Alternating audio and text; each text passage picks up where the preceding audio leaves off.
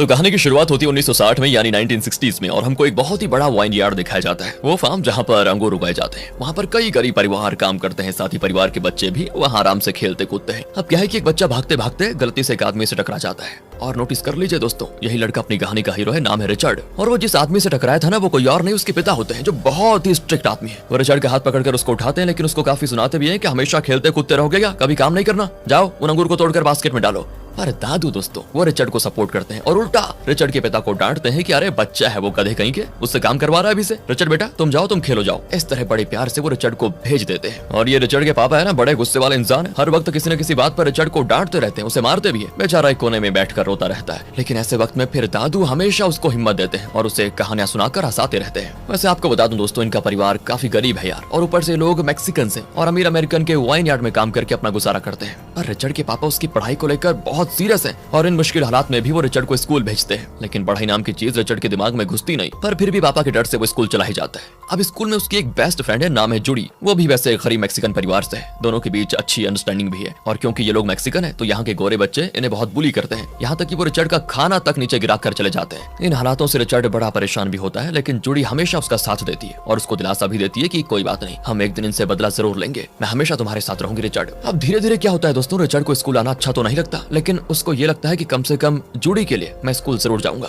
और जूडी ही अपनी कहानी की हीरोइन है। रिचर्ड को उसकी मां लंच के लिए हर रोज सिर्फ और सिर्फ बुरिटोज ही देती है। इस वजह से उसे बुरिटोज से चिढ़ भी होने लग जाती है। ये बुरिटोज एक मैक्सिकन डिश है जिसमें आटे के रोल में मांस, चीज, बीन्स और कुछ वेजिटेबल्स रखकर बनाया जाता है। रिचर्ड माँ से पूछ लेता है कि माँ रोज रोज यही खाऊंगा क्या, मैं कुछ और दो ना। तो माँ भी कहती है कि क्या करे बेटा, तरह तरह के डिशेस बनाकर देने की हमारी औकात कहाँ है। और ये कहते कहते वो एक नहीं कई बुरिटोज उसके बैग में ठूस देती है। ना चाहते हुए भी रिचर्ड को उनको लेकर जाना पड़ता है और स्कूल जाकर वो जूडी को देता है, क्योंकि जूडी का परिवार रिचर्ड के परिवार से और भी ज्यादा गरीब है और उसे कई दिनों तक बुरिटोज भी नसीब नहीं होता। दोनों अब एक दिन खा रहे होते हैं तो स्कूल के कुछ बुलीज फिर इनको परेशान करने आ जाते हैं। उसमें से एक गोल मटोल लड़का रिचर्ड को चिढ़ाता है कि तुम मैक्सिकन लोग रोज रोज ये बुरिटोज ही खाते रहते हो क्या, और नहीं है कि तुम्हारे पास कुछ खाने को, ऐसा क्या है इसमें, लाओ मैं जरा खाकर देखता हूँ। और रिचर्ड उसका हाथ पकड़कर अकड़ कर कहता है कि अगर ये तुम्हें चाहिए ना तो पैसे दो और ले जाओ, मुफ्त की रोटी मत तोड़ो। ये गोलू भाई जरा डर जाता है कि इस चींटी के भी पर निकल आए क्या। वो पूछता है कि ठीक है ये कितने का है, तो रिचर्ड कहता है 25 सेंट्स। गोलू 25 सेंट्स देकर बुरिटोज उठाकर खा लेता है और पहला बाइट लेने के बाद उसे अंदाजा हो जाता है कि ये तो काफी लाजवाब है। और बाकी स्टूडेंट्स भी पैसे देकर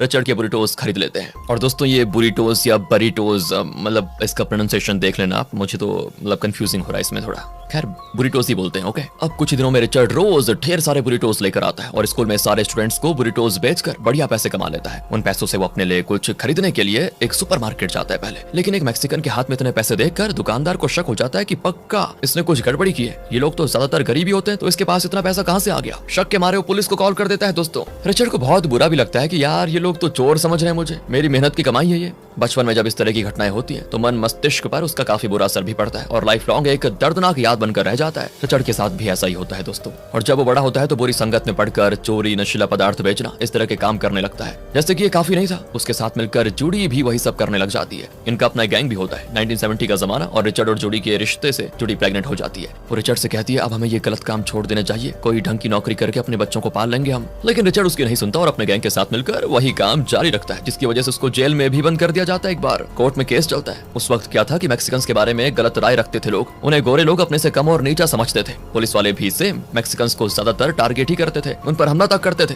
जिसमें कई मैक्सिकन्स मारे गए। अब गोरों के इस रवैये का मैक्सिकन कम्युनिटी ने एकजुट होकर विरोध किया और कई मैक्सिकन्स पर लगे झूठे इल्जाम और गलत सजाएं रद्द कर दी गई। तो ऐसे में जज कहते हैं कि तुमने जो जुर्म किया है उसे माफ करके तुमको एक और मौका देने का सरकार ने तय किया है, लेकिन याद रखना इसके आगे अगर तुम एक छोटी सी भी गलती करते हो और तुम पर केस हुआ तो जिंदगी भर जेल की सजा काटनी पड़ेगी। अब रिचर्ड भाई साहब भी यहाँ से सुधर जाने का फैसला कर लेते हैं। उसके गैंग के फ्रेंड्स उसको वापस बुलाते हैं, लेकिन अब रिचर्ड उनके साथ नहीं जाता। इस तरह कुछ साल बीत जाते हैं और अब साल है 1982। रिचर्ड और जूडी की शादी हो चुकी है और 2 बच्चे भी हैं इनके। एक तो बहुत ही छोटा बच्चा है और एक बड़ा बेटा भी है। रिचर्ड के पास फिलहाल कोई ढंग की नौकरी भी नहीं है, कोई छोटा मोटा काम करके वो अपना परिवार चला रहा है, लेकिन घर में पैसों की बहुत तंगी है दोस्तों। एक दिन क्या होता है कि अचानक फ्रिज बंद हो जाता है, खराब हो जाता है और इसे ठीक नहीं किया गया तो जो खाना उसमें रखा गया है वो खराब हो जाएगा और आने वाले दिनों में इनके पास खाना तक नहीं रहेगा। रिचर्ड को थोड़ा इलेक्ट्रिकल काम वगैरह तो आता था और वो फ्रिज को ठीक करने की कोशिश में लग जाता है। तब उसका बेटा आकर जूडी को अपना फटा शू दिखाता है और कहता है कि माँ शू फट गया, मुझको नया चाहिए। अब नए शूज के पैसे कहाँ होंगे इनके पास, इसलिए जूडी बबल गम चिपकाकर शू को सील कर देती है और कहती है कुछ दिन तो चल जाएगा। अब घर में थोड़े पैसे लाने के लिए जुड़ी भी कुछ न कुछ करती रहती है। घर पर ब्रेड वगैरह बनाकर उन्हें बेचती है।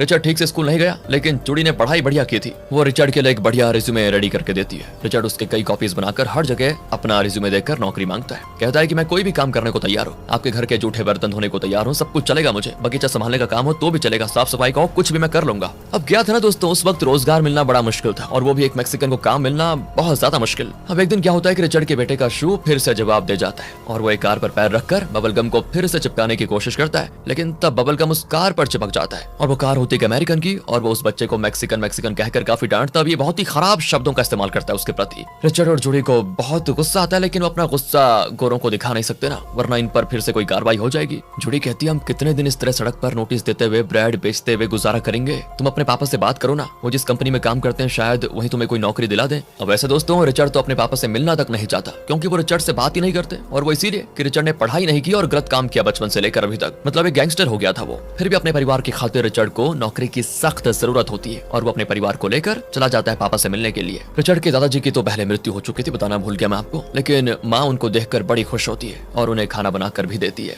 किसकी माँ? अरे रिचर्ड की माँ दोस्तों। सब खाते हैं लेकिन रिचर्ड चुप बैठा होता है। फिर आते हैं पापा जी, लेकिन हमेशा की तरह उसको लेक्चर देते हैं कि मैंने गरीबी में भी तुम्हें स्कूल भेजा, तुम्हें एक जिम्मेदार इंसान बनाने की कोशिश की, लेकिन तुम गैंगस्टर बन गए, नशीले पदार्थ बेचने लगे, अपनी जिंदगी बर्बाद कर दी तुमने इन सब के पीछे। 2 वक्त का खाना नहीं खिला पा रहे हो तुम अपने परिवार को, तभी तो अपने परिवार को लेकर यहाँ आ गए मेरे पास मुफ्त की रोटी तोड़ने के लिए, शर्म आनी चाहिए तुमको। सारी बातें सुनने के बाद रिचर्ड भी गुस्से में उठकर बाहर चला जाता है, क्योंकि पापा बस अपनी बात करते रहे। रिचर्ड को तो उन्होंने पूछा भी नहीं, ना ही उसे बात करने का मौका दिया, ये जानने की कोशिश भी नहीं की कि वो असल में यहाँ क्यों आया है। बस अपनी भड़ास निकालते रहे रिचर्ड पर। रिचर्ड भी फैसला कर लेता है कि बस हो गया खत्म, अब नौकरी के पीछे भागना बेकार है, इसलिए मैं अपना वापस अपने पुराने धंधे पे लौट जाऊंगा। फिर वो अपने गैंगस्टर फ्रेंड से मिलने जाता है और ये देखिए ये है टोनी, जो फिलहाल इस गैंग का लीडर है। असल में टोनी एक कंपनी में काम करता है, दिन भर वहाँ काम करके रात को वो नशीला पदार्थ बेचता है और ये इलीगल गैंग चला रहा है इस तरह ही। और वो ये काम इसलिए कर रहा है क्योंकि उसकी माँ को कैंसर है और उनके इलाज के लिए बहुत ज्यादा बड़ी रकम की जरूरत है, जो कि उसको जॉब से नहीं मिल सकती। एंड इस गैंग की एक और खासियत है कि ये पूरी गैंग ही मैक्सिकन है। ये सब जानकर रिचर्ड कहता है कि यार अगर तुम्हें नौकरी मिल सकती है तो मुझे तो बड़ी आसानी से मिल जाएगी, मुझे अपनी कंपनी में कोई काम दिला देना। असल में टोनी फ्रिटो ले नाम की एक बहुत बड़ी कंपनी की फैक्ट्री में काम करता है, जो कि चिप्स वगैरह बनाती है। वो कहता है कि यार मैं खुद वहाँ पर क्लीनर का काम कर रहा हूँ, मुझे मतलब मैं तुझे नौकरी क्या दिला पाऊंगा, हाँ पर तुम चाहो तो खुद कंपनी में आकर एप्लीकेशन फॉर्म भरो, शायद तुम्हें काम मिल जाए। रिचर्ड वैसा ही करता है, लेकिन फॉर्म इंग्लिश में होता है और रिचर्ड को इंग्लिश ठीक से आती ही नहीं, वो सिर्फ स्पेनिश जानता है। इसलिए वो उस फॉर्म को घर लेकर आता है और सोच में पड़ जाता है कि अब करूँ क्या। तभी जूडी आती है और काफी खुश नजर आती है, क्योंकि उसे किसी स्टोर में छोटा सा काम मिल गया था। वो फॉर्म को देखकर कहती है अबे गधे, पहले क्यों नहीं बताया कि ये नौकरी का एप्लीकेशन है, तुम्हें इंग्लिश नहीं आती तो क्या हो गया, मुझे तो आती है, मैं भर देती हूँ इसको। लेकिन उसमें एजुकेशनल क्वालिफिकेशन मांगा होता है और रिचर्ड ने तो स्कूल की पढ़ाई भी पूरी नहीं की थी। तो जूडी कहती है अबे बस इतनी सी बात के लिए मुंह लटका कर बैठे हुए हो, एक काम करती हूँ मैं अपने हाई स्कूल का नाम लिख देती हूँ और अपनी एजुकेशनल क्वालिफिकेशन लिख देती हूँ, वो लोग चेक थोड़ी ना करेंगे वैसे भी। फिर रिचर्ड उस एप्लीकेशन को ले जाकर फ्रिटो ले कंपनी में देता है। उसका इंटरव्यू लिया जाता है एक सुपरवाइजर के द्वारा जिसका नाम है लोनी। एप्लीकेशन देखकर वो कहता है कि अच्छा तो तुम भी उसी स्कूल में पढ़े थे क्या, मैं भी उसी स्कूल का स्टूडेंट था, तुम्हें वो प्रिंसिपल याद है, एकदम खड़ूस, मुझे तो बहुत चिढ़ थी उससे। अब रिचर्ड जबरदस्ती अपनी बत्ती से दिखाते हुए कहता है हाँ सर मुझे वो बहुत ही अच्छे से याद है, एकदम खड़ूस था वो आदमी तो बच्चों को मारता भी था। लोनी कहता है क्या, अरे वो आदमी नहीं औरत थी। बस दोस्तों इस तरह रिचर्ड की पोल खुल जाती है और लोनी को पता चल जाता है कि रिचर्ड ने इस एप्लीकेशन में झूठी इन्फॉर्मेशन डाली हुई है और वो रिचर्ड को रिजेक्ट करने वाला होता है। लेकिन तब रिचर्ड सच बता देता है कि सर प्लीज मुझे कोई भी काम दीजिए, मैं हर काम करने को तैयार हूँ, जी भर से करूंगा, मेरे परिवार की हालत बहुत ही खराब है, प्लीज अगर मुझे नौकरी नहीं मिली तो जीना मुश्किल हो जाएगा। लोनी भी कहता है कि ठीक है, यहाँ पर और भी कई मैक्सिकन काम करते हैं और मैं जानता हूँ मैक्सिकन काफी हार्ड वर्किंग होते हैं, इसलिए मैं तुम्हें यहाँ काम देने को तैयार हूँ। बस दोस्तों रिचर्ड की खुशी का ठिकाना नहीं होता। जिंदगी में पहली बार इस तरह का यूनिफॉर्म वगैरह पहनकर उसे इतनी बड़ी और शानदार कंपनी की फैक्ट्री में जाना बहुत ही बढ़िया लगता है। वो हर मोमेंट को एंजॉय कर रहा होता है। तब लोनी उसको समझाता है कि उसे कहाँ कहाँ सफाई करनी होगी और किस तरह से काम करना होगा। रिचर्ड उसकी बातें सुनते सुनते अपनी आंखें फाड़कर बड़ी फैक्ट्री को देख रहा होता है, जैसे कि वो कोई अजूबा देख लिया उसने। वो बहुत ही प्राउड फील करता है कि क्लीनर ही सही पर इतनी बड़ी फैक्ट्री में मुझे नौकरी तो मिल गई कम से कम। पर लोनी एक और बात कहता है कि देखो काम एकदम परफेक्ट होना चाहिए, कोई भी गलती हुई तो काम से निकाल दिए जाओगे। रिचर्ड बड़े जोश के साथ कहता है कि अरे आप देखते रहना सर, मैं ऐसी सफाई करूंगा कि यहाँ का फर्श क्या मशीनें भी चमचमाकर चमकती रहेंगी। तो लोनी कहता है ठीक है, ज्यादा ड्रामा करने की जरूरत नहीं है, मैं भी देखता हूँ तुम यहाँ कितने दिन टिक पाते हो। अब लोनी के जाने के बाद रिचर्ड अपना काम शुरू कर देता है। बहुत ही डेडिकेशन के साथ काम करता है वो हर चीज में, और काम करते करते इतनी खुशी उसको मिलती है ना कि पूछो मत। उसका साथी कहता है कि अबे इतना उछल क्यों रहा है, अगर सब कुछ इतना फास्ट करेगा ना तो ज्यादा काम देंगे लोग, फिर दिक्कत हो जाएगी, धीरे धीरे कर काम को। लेकिन नहीं, रिचर्ड तो अपनी ही धुन में मस्त है और बहुत ही जी जान से सफाई करता है, क्योंकि लाइफ में पहली बार यूनिफॉर्म वगैरह पहनकर काम करने का उसको मौका मिला है। जब रिचर्ड घर आता है ना तो जूडी कहती है, पता है मैं तो भगवान से प्रार्थना कर रही थी कि वो काम तुम्हें पसंद आ जाए। और एक बात बताओ, तुम्हारा पहला दिन कैसा गया? जूडी को भगवान पे भरोसा तो था, लेकिन अपने हीरो को सिर्फ खुद पे भरोसा है, वो भगवान को नहीं मानता। अगले दिन भी वो उसी जोश के साथ फैक्ट्री में काम करता है, लेकिन अपने काम के अलावा उसको ये जानने में भी बड़ा इंटरेस्ट होता है कि ये मशीनें चलती कैसे हैं और इनमें से चीटोस और चिप्स बनकर निकलते कैसे हैं। तो वो एक मशीन ऑपरेटर जिसका नाम कैरसन है उससे मशीन्स के बारे में पूछता है, लेकिन यहाँ पे क्लीनर्स को सबसे नीचे दर्जे का माना जाता है, उसी तरह उनके साथ बर्ताव भी किया जाता है। कैरसन कहता है, तुम्हारा जो काम है ना बस वही करो, ज्यादा स्मार्ट बनने की कोशिश मत करो, समझे?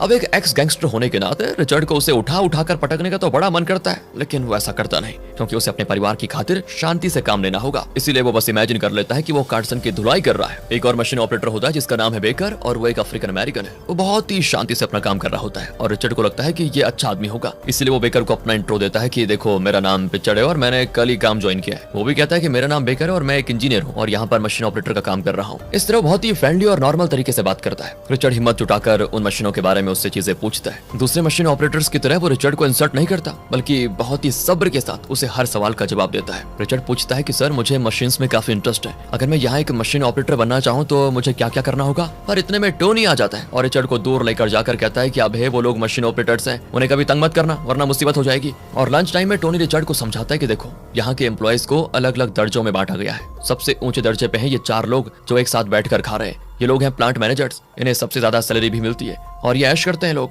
ना इन्हें मेहनत का कोई काम करना पड़ता और ना इन्हें कोई टेंशन होती। अगर कोई टेंशन होती भी है तो उसको ये लोग अपने से निचले दर्जे के फ्लोर मैनेजर्स पे थोप देते हैं। इन फ्लोर मैनेजर्स को भी बढ़िया सैलरी मिलती है, लेकिन प्लांट मैनेजर से कम। ये लोग अपना वर्क प्रेशर थोपते हैं अपने से निचले दर्जे के मशीन ऑपरेटर्स पर। ये 4 हैं यहाँ के मशीन ऑपरेटर्स, इनमें से एक है बेकर। इनके बाद आते हैं चौथे दर्जे के एम्प्लॉयज जो कि सुपरवाइजर्स हैं, और उनसे भी नीचे आते हैं हम लोग जो ये ब्लू यूनिफॉर्म पहनकर काम करते हैं, मतलब सबसे नीचे हैं हम लोग। लेकिन यहाँ पे अगर कोई समझदार इंसान है तो वो सिर्फ बेकर है जो यहाँ 15 साल से काम कर रहा है, लेकिन आज तक उसको एक भी प्रमोशन नहीं दिया गया। बेकर की काबिलियत और एक्सपीरियंस के हिसाब से उसे प्लांट मैनेजर बन जाना चाहिए था, लेकिन ये लोग उसको आगे बढ़ने नहीं देते, सिर्फ इसीलिए कि वो अफ्रीकन अमेरिकन है। लेकिन फिर भी पिछले 15 साल से बेकर अपना काम बहुत ही डेडिकेशन और जिम्मेदारी के साथ निभा रहा है। आज जो लोग वो प्लांट मैनेजर बने बैठे हैं ना, उन सब ने बेकर से काम सीखा था, क्योंकि बेकर जैसा इंटेलिजेंट आदमी यहाँ पर कोई नहीं है। नौकरी मिलने के कुछ दिन के बाद रिचर्ड अपनी माँ से मिलने जाता है। माँ कहती, बेटा मेरा रेडियो खराब है, जरा ठीक करके दे दो। रिचर्ड खुशी से उसको ठीक करने लगता है और बहुत ही प्राउड होकर माँ से कहता है कि माँ तुम्हें पता है मैं जहाँ काम करता हूँ वहाँ बड़ी बड़ी मशीन है और यूनिफॉर्म पहनकर मुझको ऐसा लगता है कि मैं वहाँ का बहुत बड़ा ऑफिसर हूँ।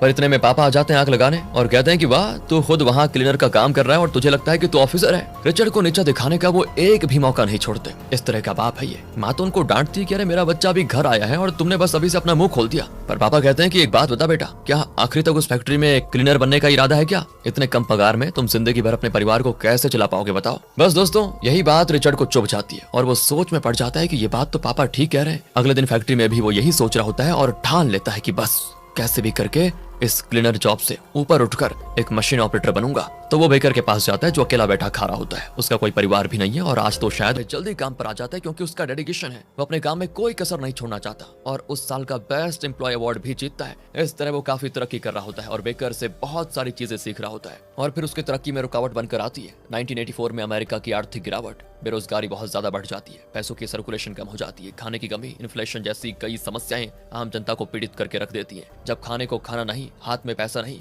तो कौन खरीदेगा ये चिप्स वगैरह? इस वजह से 1984 से लेकर 1992 तक फ्रीटो ले कंपनी में कोई तरक्की नहीं होती, उल्टा भारी नुकसान चल रहा होता है। इस वजह से लगभग 8 साल रिचर्ड उस कंपनी में क्लीनर के दर्जे से जरा भी ऊपर नहीं उठ पाता। अक्सर ढेरों लोगों को नौकरी से निकाल दिया जाता है। तो ऐसे माहौल में फ्रीटो ले हेड ऑफिस में एक मीटिंग होती है और ये जो बीच में बैठा है ना, यही है फ्रीटो ले कंपनी का सीईओ, नाम है रॉजर एंड्रिको। यही था पेप्सिको कंपनी का सीईओ जो एक बिलियनेयर था, लेकिन अब जिस दौर से कंपनी गुजर रही है उसे मुनाफे के रास्ते पर ले जाने के लिए ही ये मीटिंग बुलाई गई है। रॉजर से निचले लेवल पर जो ऑफिसर्स हैं उनमें आपस में कई मतभेद होते हैं और लगभग लड़ाई भी चल रही होती है, लेकिन रॉजर फैसला करता है कि फिलहाल कंपनी में सबसे ज्यादा डिप्रेस्ड और परेशान अगर कोई है तो वो है निचले दर्जे पे काम करने वाले वर्कर्स, उनकी हिम्मत बढ़ाना मेरी जिम्मेदारी है। इसलिए मैं उनको एक मोटिवेशनल स्पीच देना चाहता हूँ। उसकी स्पीच की वीडियो फ्रीटो ले के हर ब्रांच में दिखाई जाती है, लेकिन यहाँ कोई उसकी बात सुनना तो दूर, टीवी की तरफ भी नहीं देखता। रिचर्ड लोनी से पूछता है कि ये किस बारे में बात कर रहे हैं। लोनी कहता है कि कंपनी के सीईओ अक्सर इस तरह की स्पीचेस देते हैं और वो टीवी पर दिखाया जाता है, पर हमें इन बड़े लोगों की बातों से क्या लेना देना,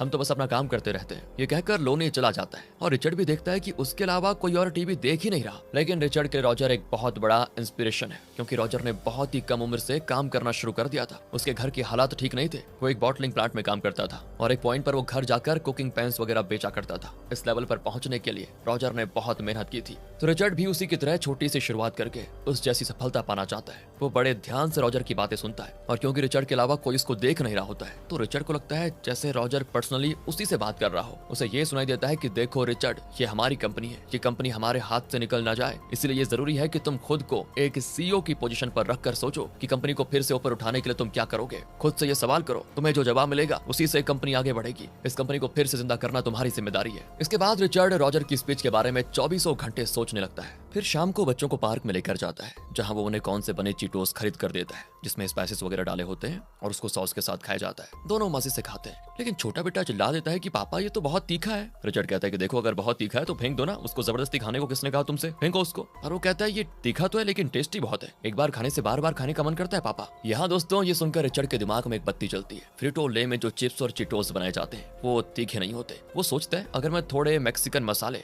इसमें ऐड करूं और उनको थोड़ा तीखा बना दूं तो शायद लोगों को पसंद आ जाए और इस तरह से हमारी कंपनी डूबने से बच जाए। तो वो घर आकर जूडी को ये बातें बताता है, लेकिन जूडी कहती है जिस दिशा में फ्रीटो ले कंपनी जा रही है, मुझे नहीं लगता कि कुछ हफ्तों के बाद तुम्हारी नौकरी वहां रहेगी। ऐसे में अगर तुम अपना आइडिया लेकर मुश्किल से सीईओ तक पहुंच भी गए और मान लो कि उसको ये आइडिया पसंद भी आ गया, फिर भी तीखा फ्लेवर वाला चीटोस बनाकर उसे मार्केट में लाकर उन्हें बेचकर जब तक कंपनी मुनाफा कमाएगी उसमें कई महीने लग जाएंगे और तब तक बिना नौकरी के हम करेंगे क्या। मेरी मानो, वापस अपने पापा से अपने लिए नौकरी की बात करो। रिचर्ड तो साफ इंकार कर देता है, लेकिन जूडी जैसे तैसे उसको मनाकर उसे उसके पापा के सामने ले जाकर खड़ा कर देती है। लेकिन पापा को तो आप जानते हैं, हमेशा की तरह उसको ऐसे शब्द बोलते हैं जैसे कि बातों से वो रिचर्ड को अपने पैरों तले को चल रहे हो। अब तक जो रिचर्ड उनकी बातें सुन रहा था ना दोस्तों, उससे आ जाता है गुस्सा और वो अपनी भड़ास उन पर निकाल देता है कि बचपन से लेकर अभी तक आपने मुझे नालायक, निकम्मा, गुड फॉर नथिंग कहकर सच में मुझे नालायक जैसा फील करवा दिया है। मेरी जिंदगी बर्बाद है तो वो सिर्फ और सिर्फ तुम्हारी वजह से पापा। पर यहाँ भी पापा रुकते नहीं, कहते हैं कि तुम जो हो ना वही तो मैं कह रहा हूँ। जल्दी तुम्हारी नौकरी चली जाएगी और तुम्हारी पत्नी का तुम पर से विश्वास उठ जाएगा, वो जरूर तुम्हें छोड़कर चली जाएगी, इसलिए तो तुम्हें मेरे पास लेकर आई है वो नौकरी की भीख मांगने के लिए। अब तो जूडी से भी बर्दाश्त नहीं होता दोस्तों और कह देती है आपके इस आधार पर कह रहे हैं कि मैं उसको छोड़कर चले जाऊंगी, बड़े बुजुर्ग हैं आप, इसलिए मैं चुप रही। लेकिन अब और नहीं, आज कहती हूँ, आप कान खोलकर भी सुन लीजिए, मैं मरते दम तक रिचर्ड के साथ रहूंगी, क्योंकि आप अपने बेटे को जितना जानते हैं उससे कई गुना ज्यादा मैं उसे जानती हूँ। वो आपसे कई गुना ज्यादा इंटेलिजेंट और काबिल भी है। आपसे नौकरी की बात करने का मैंने उसको सुझाव दिया था, लेकिन मैंने बहुत बड़ी गलती कर दी यहाँ कर। आइंदा भीख मांगने नहीं आएंगे हम। चलो रिचर्ड यहाँ से, तुम अपनी कंपनी के लिए जो आइडिया सोच रहे थे उसे पूरा करने में मैं तुम्हारा साथ दूंगी। अब वो रिचर्ड को एक मैक्सिकन शॉप में लेकर जाती है जहाँ मैक्सिकन मसाले वगैरह मिलते हैं। वो कुछ मसाले खरीद ले आती है। अगले दिन रिचर्ड अपने आइडिया के बारे में बेकर को बताता है, पर बेकर को विश्वास नहीं होता कि ये सब करना पॉसिबल है। लेकिन रिचर्ड कहता है कि मैं कल ही एक सैंपल बनाकर लेकर आता हूँ, फिर बात करेंगे। वो फैक्ट्री से थोड़े चीटोस चिप्स वगैरह लेकर आ जाता है। टोनी भी इस काम में उसकी मदद करता है, क्योंकि जल्दी उसकी भी नौकरी चली जाएगी, इसलिए वो हर कोशिश करना चाहता है जिससे कि कंपनी मुनाफा कर ले और उसकी नौकरी बच जाए। फिर घर आकर रिचर्ड और जूली मिलकर उन मसालों और वेजिटेबल्स का एक मैक्सिकन सॉस तैयार करते हैं और छोटे बेटे से टेस्ट करवाते हैं कि कैसा है। वो तो चिल्लाता है कि ये बहुत ज्यादा तीखा है। ये लोग भी टेस्ट करते हैं उसको, हाँ यार ये तो सच में बहुत तीखा है। अगले सीन में पूरा परिवार सिंह के पास खड़ा जलन से राहत पाने के लिए बार बार मुंह धो रहा होता है। पहली कोशिश फ्लॉप हुई। इसके बाद वो कई वेराइटीज ऑफ मसाले और फ्लेवर्स ट्राई करते हैं, लेकिन एक में भी वो लाजवाब टेस्ट नहीं आता जो वो एक्सपेक्ट कर रहे होते हैं। अब आखिर में थोड़े चीटोस बचे होते हैं जिसको कवर में डालकर रिचर्ड उसको यूं ही घुमा रहा होता है और तब उसको एक आइडिया आता है कि उन सॉसेस से चीटोस बनाने की बजाय अगर चीटोस के ऊपर ही ऊपर इन मसालों को कोट किया जाए तो कैसा रहेगा। अब वो चीटोस को फैन कवर में डालकर उसमें मसाला डालकर उसको रोटेट करता है तो आखिर उन्हें इस तरह के चीटोस मिलते हैं जो ऊपर से तीखा होता है लेकिन तीखापन अंदर नहीं उतरा होता और उसका टेस्ट होता है एकदम अलग। वो फिर चुटकू से टेस्ट करवाते हैं तो वो फिर चिल्लाता है कि तीखा है। वो पूछते हैं कि सिर्फ तीखा या फिर टेस्टी भी है। एंड वो स्माइल करके कहता है टेस्टी तीखा है पापा, दोनों है इसमें। पापा उस दिन पार्क में जो हमने खाया था ना बिल्कुल वैसा टेस्टी है। पूरा परिवार झूम उठता है। अब इनको ये सैंपल सीईओ तक पहुंचाना होगा। अगले दिन रिचर्ड फैक्ट्री जाता है तो टोनी और कुछ और लोगों को नौकरी से निकाल दिया गया था। तो वो लोनी को अपने सैंपल के बारे में बताता है और कहता है कि प्लीज किसी भी तरह सीईओ रॉजर तक मेरी बात पहुंचा दीजिए। लेकिन लोनी उम्मीद ही खो चुका था और कहता है कि तुम्हें क्या लगता है वो एक क्लीनर का आइडिया सुनेंगे कभी? जाओ यार अपना काम करो, पता नहीं कंपनी कब बंद हो जाएगी। इस तरह डिस्करेज करके वो चला जाता है। उस रात रिचर्ड चुपके से फैक्ट्री में जाता है और एक प्लांट मैनेजर के कमरे में घुसता है जहां रॉजर के सेक्रेटरी का होता है नंबर। उसे नोट करके अगले दिन वो चुपके से ऑफिस रूम में जाता है और उस नंबर को कॉल करता है। सेक्रेटरी पूछती है आप कौन है? वो कहता है कि मैं रिचर्ड हूँ, अमेरिका में रहता हूँ। सेक्रेटरी पूछती है अमेरिका में कहाँ से? व्हाइट हाउस से बोल रहे हो क्या, या फिर प्रेसिडेंट के सेक्रेटरी बोल रहे हो? उसके सवालों से पता चलता है कि रॉजर की पहुंच ऊपर तक है और शायद इन ऊंची जगहों से उसको ज्यादातर कॉल्स आते हैं। रिचर्ड कहता है कि मैं फ्रिटो ले फैक्ट्री से बोल रहा हूँ। तो वो पूछती है आप प्लांट डायरेक्टर बोल रहे हैं क्या? रिचर्ड कहता है नहीं, मैं फैक्ट्री में काम करने वाला टेक्नीशियन हूँ। सुनकर वो फोन रखने वाली होती है, लेकिन तब रिचर्ड कहता है कि प्लीज प्लीज कट मत करना, मेरी बात सुनिए। आप जानती हैं कि हमारी कंपनी किस मुश्किल दौर से गुजर रही है, उसे डूबने से बचाने के लिए मेरे पास एक आइडिया है। प्लीज सीईओ तक मेरी बात पहुंचा दीजिए। रोज यहाँ लोग नौकरी से निकाले जा रहे हैं। ये ना सिर्फ उनकी कंपनी का बल्कि उन सारे वर्कर्स की लाइफ का सवाल है। सिर्फ उनकी नहीं,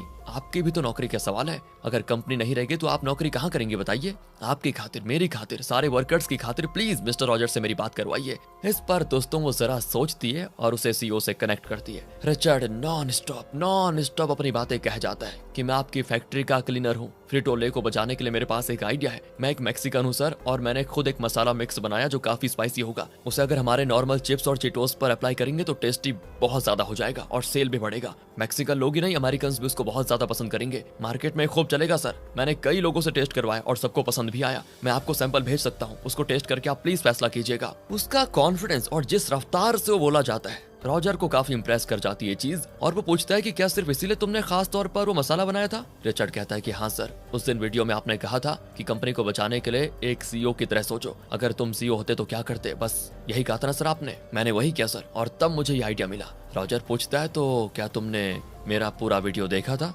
रिचर्ड कहता है कि हाँ सर, उसे देखने और आपकी बातें सुनने के बाद ही तो मुझे इतनी मोटिवेशन मिली। रॉजर को लगा था कि हमेशा की तरह उसकी वीडियो को किसी ने नहीं देखा होगा, लेकिन पहली बार किसी ने उसकी बातों को सुना और उसके आधार पर कंपनी के बारे में इतना कुछ सोचा, और वो भी फ्लोर और मशीन साफ करने वाले एक क्लीनर ने उसकी बात को सीरियसली लिया। बताओ। ये जानकर रॉजर बड़ा इंप्रेस हो जाता है। वो कहता है कि ठीक है रिचर्ड, तुम मुझे सैंपल भिजवाओ, फिर हम बात करते हैं। कॉल कट होने के बाद रिचर्ड बड़ा खुश होता है। अगले सीन में रिचर्ड और जूडी सैंपल को बॉक्स में डालकर उसे कुरियर करते हैं, लेकिन यहाँ रिचर्ड को एक टेंशन भी होती है कि रॉजर को ये पसंद आएगा कि नहीं। तो वो जूडी से कहता है एक बार भगवान से प्रार्थना कर लेते हैं। सुनकर जूडी चौंक जाती है कि जो आदमी भगवान को नहीं मानता वो खुद प्रार्थना करना चाहता है। वाओ। खैर, दोनों प्रार्थना कर लेते हैं। रिचर्ड को प्रार्थना करनी तो आती नहीं, वो डायरेक्ट भगवान से वार्तालाप करने लग जाता है कि मैंने बहुत सारे बुरे काम किए हैं प्रभु, लेकिन मैंने वो सब छोड़ दिया है। बस रॉजर को ये सैंपल पसंद आ जाए तो मुझे और कुछ नहीं चाहिए। मेरे पिछले कर्म माफ कर देना भगवान और मुझे सफलता देना। वहां पर बैठा आदमी हैरान हो जाता है कि ये तो नए तरीके से प्रार्थना कर रहा है। यहाँ रॉजर को सैंपल मिल जाता है और वो उसे टेस्ट करता है। काफी तीखा होता है और वो पानी मंगवाता है पहले तो, लेकिन कुछ देर के बाद जब तीखापन का असर जरा कम होता है तो उसे और खाने का मन करता है और वो एक एक करके खाने लग जाता है। तुरंत वो फैक्ट्री को कॉल करता है और खुशकिस्मती से उस वक्त रिचर्ड वहां से गुजर रहा होता है। वो उसे किसी और का कॉल समझकर अटेंड करता है। रॉजर कहता है कि सुनो रिचर्ड, मैंने तुम्हारा सैंपल टेस्ट किया। I am extremely impressed. 2 हफ्ते के बाद मैं तुम्हारी फैक्ट्री में आऊंगा, तब तुम मुझे अपना आइडिया और प्लान डिटेल्ड प्रेजेंटेशन के साथ देना। कहकर वो कॉल काट देता है, लेकिन यहाँ रिचर्ड की खुशी तो मारो वो पागल हो जाता है। लेकिन बात लोनी तक पहुंच जाती है और वो रिचर्ड को डांटता है कि मेरी परमिशन के बिना तुमने सीईओ से बात क्यों की? असल में दोस्तों, रॉजर के नीचे जो ऑफिसर्स हैं उन्हें अच्छा नहीं लगा कि फैक्ट्री की सफाई करने वाला एक मामूली क्लीनर उन ऑफिसर को बाईपास करके डायरेक्टली सीईओ से बात कर पाया। ये उनको पचा नहीं जरा, इसीलिए उन्होंने लॉनी को काफी सुनाया होता है, जिसकी वजह से लॉनी अब रिचर्ड को डांटने पे मजबूर है। रिचर्ड कहता है कि सीईओ को तो मेरा सैंपल बहुत ही अच्छा लगा और उन्होंने कहा है कि वो फैक्ट्री आएंगे और मेरा प्रेजेंटेशन देखेंगे। लॉनी कहता है कि 2 हफ्ते के बाद सीईओ नहीं आएंगे, बल्कि तुम्हारी और तुम्हारे साथ मेरी नौकरी भी चली जाएगी। उसकी बातों से रिचर्ड मायूस हो जाता है। वो घर आकर जोड़ी को बताता है कि मुझे किसी भी तरह सीईओ को फैक्ट्री आने से रोकना होगा, क्योंकि मुझे प्रेजेंटेशन देना तो आता ही नहीं। अगर मैंने कुछ गलत बोल दिया तो वक्त से पहले मेरी नौकरी चली जाएगी। मुझे कुछ आता नहीं जोड़ी, मैं बस यूं ही सपने देख रहा था। अब जोड़ी को उस पर गुस्सा आता है कि ये तो हार मान गया। वो उसे आईने के सामने ले जाकर कहती है, देखो देखो, खुद को देखो अच्छे से। मेरी लाइफ में मुझे अगर कोई स्पेशल गिफ्ट मिला है तो वो तुम हो। सिर्फ मैं जानती हूँ कि तुम कितने टैलेंटेड हो। तुम जरा सोचो, बचपन से लेकर अब तक हमने कितने अपमान झेले, कितने भेदभाव का सामना किया। आज भी तुम्हारी कंपनी के लोग नहीं चाहते कि एक मैक्सिकन होकर तुम जिंदगी में ऊपर उठो। तुम्हारे पापा तुम्हें नालायक समझते हैं, लेकिन तुम्हें अपनी फैक्ट्री के लोगों और अपने पापा की सोच को गलत साबित करके दिखाना होगा। तुम बहुत ऊंची पोजीशन पर पहुंचोगे, इसका तुम्हें विश्वास हो ना हो लेकिन मुझे पूरा विश्वास है। तुम्हें प्रेजेंटेशन देना नहीं आता ना, मैं सिखाऊंगी तुम्हें, वो कोई रॉकेट साइंस तो है नहीं, तुम जल्दी सीख भी जाओगे। कहकर वो उसको लाइब्रेरी में ले जाकर इंडस्ट्रीज के बारे में चीजें और प्रेजेंटेशन टेक्निक्स के बारे में कई बुक से पॉइंट्स बताती है और काफी कुछ सिखाती भी है। एंड 2 हफ्तों के अंदर ही वो उसे प्रेजेंटेशन के लिए काफी अच्छे से तैयार कर लेती है, उसको नया कोट वगैरह दिलाती है। रिचर्ड कहता है उस दिन तुमने कहा था कि मैं तुम्हारी लाइफ का सबसे बेस्ट गिफ्ट हूँ, लेकिन अगर तुम ना होती ना तो शायद मैं किसी जेल में सड़ रहा होता या आज तक इलीगल काम करके कहीं पड़ा रहता। तुम मेरे लिए सिर्फ गिफ्ट नहीं, मेरी लाइफ लाइन हो। एंड वो भी इसको कहती है होगी तुम्हारी डायलॉग बाजी, चलो आगे काम करो, तुम्हारे पापा ने कॉल किया था, वो तुमसे मिलना चाहते हैं, प्लीज जाकर उनसे मिल लो। रिचर्ड जाना तो नहीं चाहता लेकिन जोड़ी के कहने पर वो चला जाता है और वो खुद उसे प्रेजेंटेशन के लिए टाई वगैरह पहनाते हैं। रिचर्ड को लगता है कि जाने से पहले ये आदमी जरूर मुझे डांटेगा, पर नहीं, वो बहुत इमोशनल होते हैं और कहते हैं कि हर बाप अपने बेटे को एक ऊंची पोजीशन पर देखना चाहता है बेटा, मैं भी वही चाहता था, शायद मेरा तरीका गलत रहा होगा, मैंने तुम्हें न जाने क्या क्या कह दिया, मारा भी होगा, लेकिन इसी दिन को देखने के लिए मैं तरस रहा था। आज मैं तुम्हें समझ गया, तुम्हारी लाइफ में जो सफलता मिलेगी उसकी वजह मैंने तुम्हारी वाइफ जोड़ी होगी, जो मुझे करना चाहिए था वो उसने कर दिखाया। ऑल द बेस्ट, तुम जरूर आगे बढ़ोगे। रिचर्ड भी आज बहुत प्राउड फील करता है और इमोशनल भी हो जाता है और फिर आता है कंपनी में। थोड़ा नर्वस तो होता है लेकिन बेकर उसको हिम्मत देकर अंदर लेकर जाता है। वहाँ सीईओ और दूसरे ऑफिसर्स बैठे होते हैं। रिचर्ड अपना प्रेजेंटेशन शुरू करता है लेकिन बहुत ही खराब जाता है यार, क्योंकि एक इंसान जो बिजनेस के बारे में और प्रेजेंटेशन के बारे में कुछ जानता ही नहीं, उसके लिए 2 हफ्ते में सब कुछ सीख कर इतना एक्सपीरियंस लोगों के सामने बिजनेस प्रेजेंटेशन देना लगभग नामुमकिन है। ऊपर से वो उससे कई सवाल भी पूछते हैं जिसका रिचर्ड ठीक से जवाब नहीं दे पाता। तो वो कहता है कि देखिए सर, मुझे प्रेजेंटेशन देना नहीं आता, मैं बस 2 हफ्तों में थोड़ा बहुत सीख लिया, मैं कंफर्टेबल नहीं हूँ फिलहाल, इसलिए मैं अपनी बात बहुत ही सिंपल शब्दों में बताना चाहता हूँ क्योंकि मुझे बिजनेस की कॉम्प्लिकेटेड भाषा नहीं आती। अब दोस्तों वो अपने ही स्टाइल में दिल से अपनी बातें उनके सामने रखता है और कहता है मैं एक मैक्सिकन हूँ, ये मसाला मेरी वाइफ ने तैयार किया है, इसे अगर हम चिप्स चिटोस वगैरह पर जरा सा कोट करके बेचेंगे तो लोगों को उसका टेस्ट बहुत ही अच्छा लगेगा और सेल्स कई गुना ज्यादा बढ़ जाएगा। इस आइडिया को ट्राई करने का बस एक मौका मुझे दीजिए, आपको निराश नहीं करूंगा। उसका इस तरह से खुलकर बात करना रॉजर को बड़ा पसंद आ जाता है और वो कहता है कि ठीक है रिचर्ड, शुरुआत में हम तुम्हारे स्पेशल मसाले से कोट करके 5000 पैकेट्स के चिटोस बनाएंगे और उसे मार्केट में ट्राई करेंगे, लोगों को उसे टेस्ट करने देंगे और अगर लोगों को पसंद आया तो फिर आगे की बातें करेंगे। कहकर रॉजर चला जाता है। लेकिन उसके नीचे जो ऑफिसर्स हैं उनके पेट में होती है जलन और आग भी लग जाती है कि एक मामूली सा क्लीनर और वो भी एक मैक्सिकन का आइडिया हम ले क्यों। खासकर दोस्तों ये आदमी जिसके सर पर 4-5 बाल उगे हुए हैं ना, इसका नाम है पीटर। वो तो रॉजर को वार्न करता है कि देखो ये आइडिया फ्लॉप है, लेकिन रॉजर कहता है कि मैंने भी बहुत मामूली सी शुरुआत की थी। रिचर्ड भले ही शेयर मार्केट या बिजनेस के बारे में नहीं जानता, लेकिन वो बखूबी जानता है कि लोगों के बीच एक प्रोडक्ट को कैसे पहुंचाना है, उसे लोगों की पसंद मालूम है और मुझे तो विश्वास है कि ये आइडिया सफल होगा। फिर क्या था दोस्तों, रिचर्ड की आइडिया के मुताबिक उसके मसाले चिटोस के 5000 पैकेट्स बनाए जाते हैं और उन्हें जगह जगह सुपरमार्केट्स में रखवाया जाता है। उसका नाम रखा जाता है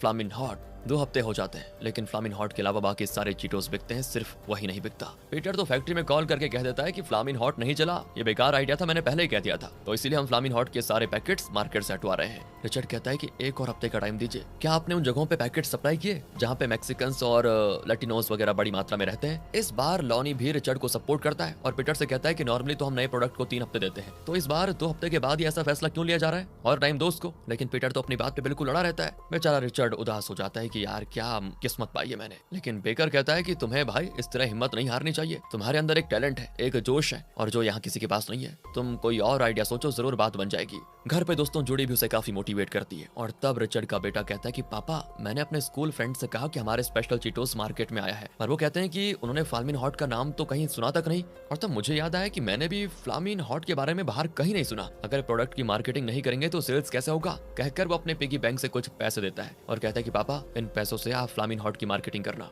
अपने बेटे को लेकर रिचर्ड बहुत प्राउड फील करता है कि वो इतनी दूर की सोच रहा है, पर वो उसके पैसे नहीं लेता। उसे एक बढ़िया आइडिया आया होता है। वो अपने पुराने गैंग के पास जाता है और टोनी से कहता है कि भाई अगर ये प्रोडक्ट मार्केट में बिकना शुरू हुआ तो तुम्हें नौकरी भी वापस मिल सकती है, ध्यान रखना इस बात का। टोनी भी उसकी बात मान लेता है। वो अपने गैंग के आदमियों को मार्केटिंग के काम में लगा देता है। ये लोग ज्यादा पढ़े लिखे तो नहीं होते, लेकिन अगर किसी चीज को बेचने का फैसला कर ले तो लोगों में लालच जगाकर बेचने में माहिर होते हैं। अब रिचर्ड अपने गैंग के साथ कंपनी में बिल्कुल मास एंट्री लेता है, पर कार्सन कहता है कि तुम्हारी वजह से वक्त से पहले हमारी नौकरी जाने वाली है, अब हम तुम्हारी बात नहीं सुनेंगे, बिल्कुल नहीं। और तब बेकर उसको चुप करा देता है कि वो कुछ कहने की कोशिश कर रहा है तो उसे अपनी बात पूरी करने दो, तुम बोलो रिचर्ड। इस तरह वो रिचर्ड की साइड लेता है। अब रिचर्ड कहता है कि देखो भाइयों, मैं अपने लिए नहीं बल्कि सबकी नौकरियां वापस लाने के लिए ही इतनी कोशिशें कर रहा हूँ। अगर फ्लामिन हॉट हिट हुआ तो किसी की भी नौकरी नहीं जाएगी और जिनकी नौकरी चली गई उन्हें उनकी नौकरी वापस भी मिल जाएगी, इसी में सबकी भलाई है। कार्सन भी रियलाइज करता है कि रिचर्ड अब सही है और सब मिलकर काम करने का फैसला करते हैं। वो 5000 पैकेट्स जो बिके नहीं थे उन्हें गाड़ी में लोड करके उन जगहों पर लेकर जाते हैं जहां लोग बड़ी मात्रा में इकट्ठा होते हैं,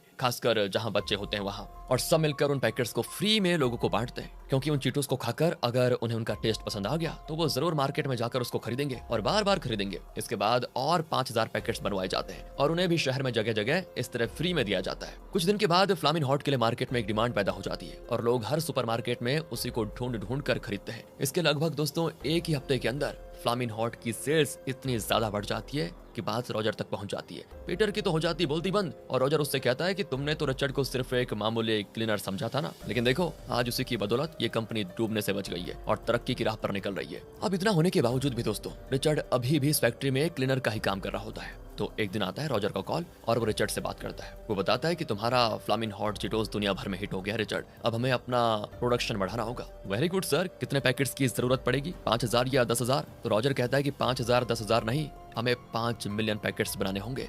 रिचर्ड हिल जाता है, 5 मिलियन? रॉजर कहता है कि हाँ, दुनिया भर में फ्लामिन हॉट की डिमांड इतनी बढ़ चुकी है कि ये भी शायद कम पड़ जाएंगे। ओके सर ओके कहकर वो कॉल को एंड करता है, लेकिन उसके अंदर खुशी का भंडार फूट जाता है। अब यूजुअल चीटोस और चिप्स का प्रोडक्शन रोक दिया जाता है और हर फैक्ट्री में सिर्फ और सिर्फ फ्लामिन हॉट चीटोस तैयार होने लग जाते हैं और अब उन्हें और भी ज्यादा वर्कर्स की जरूरत होगी और वो वर्कर्स जिन्हें नौकरी से निकाल दिया गया था उन सबको वापस बुला लिया जाता है। और दोस्तों रिचर्ड भाई साहब अब एक क्लीनर नहीं बल्कि एक सुपरवाइजर के दर्जे पर काम कर रहे हैं। एक दिन एक कॉल आता है और बेकर बहुत खुश दिखता है। वो रिचर्ड से कहता है कि आखिर मैं प्लांट मैनेजर बन गया, जिसे मैं कई साल से डिजर्व कर रहा था। वो रिचर्ड को थैंक करता है क्योंकि अगर रिचर्ड ना होता तो शायद ये कंपनी बंद हो चुकी होती और बेकर कभी भी प्लांट मैनेजर नहीं बन पाता। रिचर्ड उससे भी बधाई देता है और पूछता है कि क्या मेरे बारे में कुछ कहा उन्होंने? मैं बहुत दिनों से मशीन ऑपरेटर बनना चाह रहा था, मैंने उस पोजीशन के लिए अप्लाई भी किया था। बेकर कहता है कि सॉरी यार, उस बारे में तो कोई बात हुई नहीं, लेकिन हिम्मत मत हारना, जरूर तुम्हें वो मिलेगा जो तुम डिजर्व करते हो, कहकर वो चला जाता है। रिचर्ड को अब थोड़ा उदासी होती है कि 10 साल से मैं क्लीनर का काम कर रहा हूँ, शायद मुझे तरक्की नहीं मिलेगी क्या, सोचकर वो मायूस होकर अपना काम कर रहा होता है। और तब लोनी आकर कहता है ऊपर डायरेक्टर के केबिन के पास काफी गंदगी है, तो वहां जाकर क्लीन करो। रिचर्ड भी सफाई करने ऊपर जाता है तो वहां खड़ा होता है सीईओ रॉजर। रिचर्ड को टेंशन होने लग जाती है और पूछता है कि सर आप यहाँ पर? रॉजर कहता है बस तुम्हें एक छोटा सरप्राइज देने आ गया,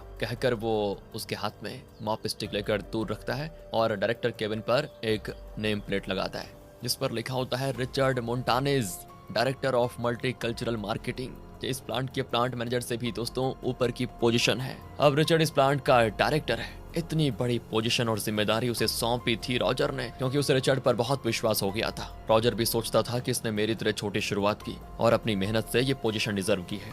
रिचर्ड तो एकदम बौखला जाता है क्योंकि वो बस एक मशीन ऑपरेटर की नौकरी मांग रहा था, लेकिन रॉजर ने उसको इतना बड़ा प्लांट डायरेक्टर बना दिया। शायद इसी को कहते हैं दोस्तों हार्ड वर्क नेवर फेल्स।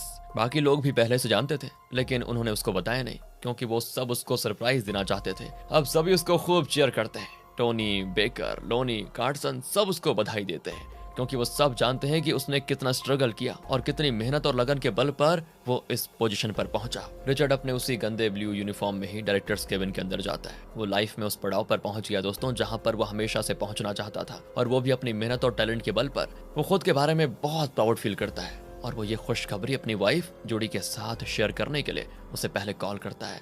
तो वो एक स्टोर रूम में काम कर रही होती है और खबर सुनकर वो भी बेचारी टूटकर रो पड़ती है, खुशी से। खुशी के मारे उसके मुंह से शब्द नहीं निकलते। रिचर्ड और जूडी ने बहुत बुरे दिन देखे थे यार, और अब जूडी इसीलिए खुश है कि उनकी लाइफ में सच में सुबह हो गई और आने वाले दिन जरूर अच्छे होंगे। दोनों ही रो रहे होते हैं और एक दूसरे के साथ अपनी खुशी शेयर करते हैं। यहाँ से दोस्तों कई साल के बाद रिचर्ड को दिखाते हैं जो अब प्लांट डायरेक्टर नहीं बल्कि अपने हार्ड वर्क डेडिकेशन के बल पर फ्लामिन हॉट ब्रांड का सीईओ बन चुका है। इतना ही नहीं, मैक्सिकन लैटिनो मार्केट्स का वो किंग माना जाता है। वो बड़े बिलियनर्स में गिना जाता है। वो जूडी के साथ किसी रेस्टोरेंट में खाना खाता है और बाहर आते हुए वो स्टाफ को टिप्स भी देता है। और यहाँ उसके वॉइस ओवर में बताया जाता है कि किसी के काम के आधार पर उसे मामूली मत समझना। एक मामूली नौकर, एक मामूली वेटर, एक मामूली सफाई कर्मचारी, एक मामूली पेंटर, एक मामूली माली, इस तरह किसी के काम के आधार पर उस पर मामूली का ठप्पा कभी मत लगाना, क्योंकि ना तो कभी कोई काम मामूली होता है और ना ही कोई इंसान। किसी को मामूली समझना आपकी बेवकूफी है, क्योंकि जिसे आप मामूली समझते हैं उसमें इतिहास को भी बदल देने की क्षमता होती है। और सबसे जरूरी बात, खुद को भी कभी मामूली मत समझना। अगर कुछ करना चाहते हो तो उसे करने की क्षमता तुम में पहले से होती है, बस उसे पहचानने की देरी है। रिचर्ड के इसी मोटिवेशनल बात के साथ ये मूवी यहाँ पर खत्म होती है।